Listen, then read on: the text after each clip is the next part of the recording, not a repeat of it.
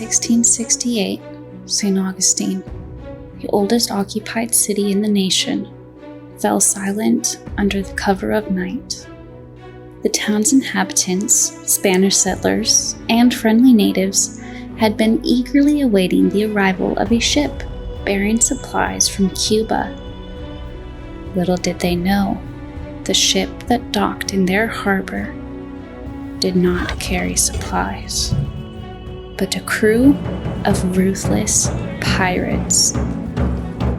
There was a foreign doctor in town, the French surgeon Pierre.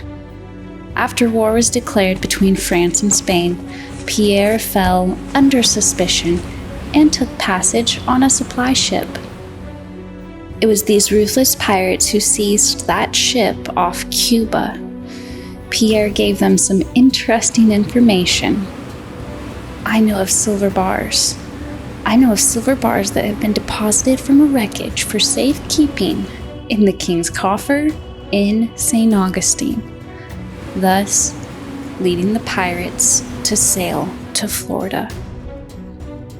Led by their captain Robert Searles, a pirate known for his cold heart, they arrived as if returning with supplies. The pilot and his crew went out to check the ship. They sent a signal back that it was all good and then were kicked below deck. As darkness fell, 100 cutthroats started rowing ashore and landed below the plaza, descending upon the town as if celebrating soldiers in the night.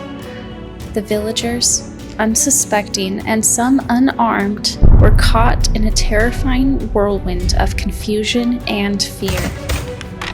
In the midst of the pandemonium, a little girl named Isabel, known for her lively spirit and bright, innocent eyes, was running through the town, trying to escape the chaos. Her small, terrified cries echoed through the narrow streets, a chilling soundtrack to the nightmare unfolding around her.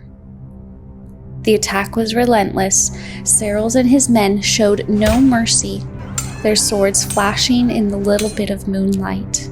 As the night wore on, the town's resistance faded, and by dawn, the pirates had complete control. Sergeant Major Nicholas Ponce fled to the woods with most of the 120 weaponless soldiers, while the pirates took 60 villagers' lives in the streets. The governor had slipped out the side door of his home and ran to the fort with the enemy at his heels. For what it was worth, the wooden fort was held, but the rest of the town was sacked. However, the darkest hour came at the break of dawn. Amidst the wreckage, the lifeless bodies of 2 children were found. One of them was Isabel.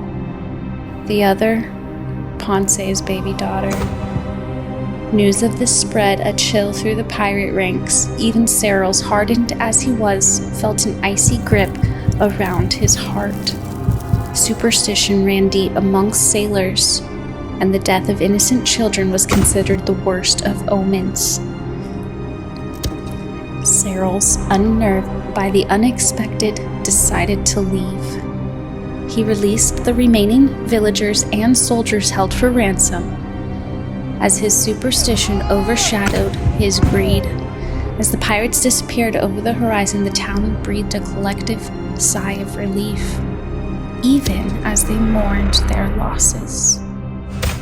In the days that followed, as the town started the slow process of rebuilding, strange happenings began to occur. Shadows moved on their own, whispers echoed through the empty streets, and the chilling laughter of a girl could be heard in the dark of night. For years to come, the echoes of that nightmarish attack haunted St. Augustine. Every whisper of the wind carried Isabel's giggles. Every rustle of the leaves echoed their screams. The villagers lived in a state of tension, the constant reminders of the attack serving as a chilling testament to their tragic past. And so, St. Augustine endured its people living in the shadow of their haunted history. The spirit of Isabel became a part of lives, a spectacular reminder of the night when their peaceful town was turned into a battlefield. In that same year, the town has already seen a drought, a storm, 2 ships lost. And as for Robert Searles' attack, his name became a curse, a symbol of the terror that had once consumed their lives. The echoes of his attack continued to reverberate through the town, a chilling story that would be passed down through the generations, just as I heard it from my great-grandmother.